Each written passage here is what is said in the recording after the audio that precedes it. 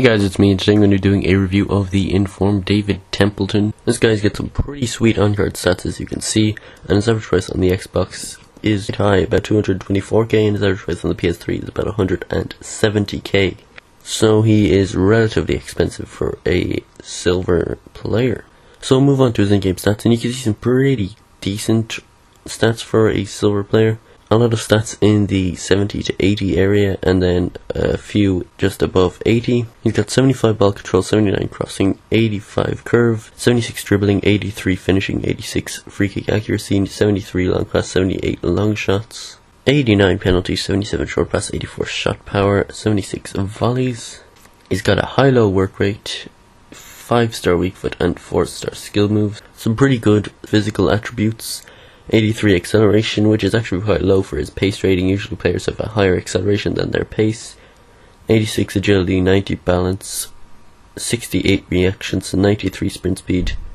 63 strength isn't too bad, but it never hurts to have a little bit higher.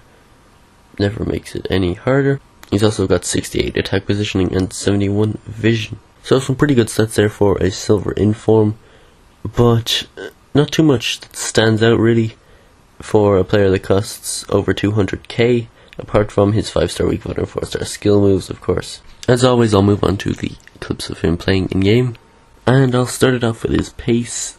And he does feel pretty quick, although he only has 83 acceleration. This actually does make him feel slightly sluggish off the mark. A lot of players that you play with that have pace near enough to 90 have very high acceleration, like 90 plus, and that makes them feel very quick at first, and usually acceleration is much more important than sprint speed, or at least a fair amount more. Especially if you're using someone for skills, then acceleration is definitely more important than sprinting. So although he doesn't feel slow, he may not feel very quick to you depending on your playstyle. He certainly wasn't the nippiest player I have used in my opinion. His inside the box finishing is very impressive. He has an 83 finishing stat, which is quite good, but nothing incredible, but he definitely did seem to finish a fair amount more chances than that inform did for me. However, from outside of the box, shooting did seem to let him down a little bit. I thought with 78 shooting I would have someone who would be able to score a lot of the time from outside the box, especially when you're coming up against silver and even bronze goalkeepers that aren't particularly good. You want your players to be able to score long shots galore, and this guy wasn't really doing that, to be honest. He did score one pretty decent long shot, but it wasn't exactly a montage-worthy one. And I'll put in a few clips here where he actually does manage to dribble past quite a few players, but then when he gets the chance to take the shot from outside of the box, he doesn't put it on target, or the goalie saves it or something. And in general, yeah, his long range shooting was not the best. He can be quite a good out-and-out winger if you want him to be. That high sprint speed and 5-star weak foot means he's quite good at crossing it in, as well as his relatively high crossing stat of 79. So if you do want to use him as an outside winger, or someone to just run to the byline, then you can use him, especially if you pair him up with someone like Russell at striker, because that guy is very, very good in the air. But to be honest, I think he's better suited to an inside winger role where he could cut inside and shoot on his right foot. His dribbling was probably my favourite aspect of his game. He's got high agility and balance and pretty good ball control and dribbling stats as well. And these stats combined with his 4-star skills makes it very easy for him to maneuver around players.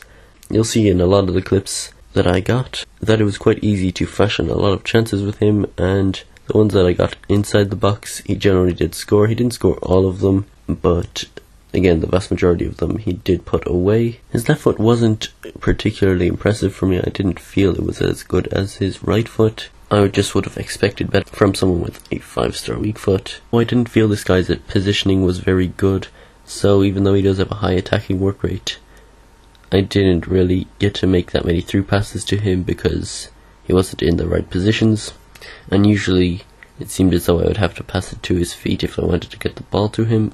But anyway, I'll move on to the verdict, and I'm going to give this guy an 8 out of 10, because although he is insanely clinical from inside the box, and very fun to play with if you can use a lot of 4-star skill moves, his long shooting does let him down a bit, and I feel that he could do with a bit more acceleration. And also, he didn't seem to make particularly good runs into space, as well as the fact that he is over 200k on the Xbox, which is quite expensive, but again, a very fun player to use, and I'm sure quite a few people will have a lot of coins lying around because it's coming to the end of Ultimate Team. So this guy is a very fun player to use, but I do feel that his price is a bit of a turn off as well. So hopefully if you enjoyed this review, if you have, please leave it a like, suggest a player for the next review in the comments section, and I'll talk to you all next time.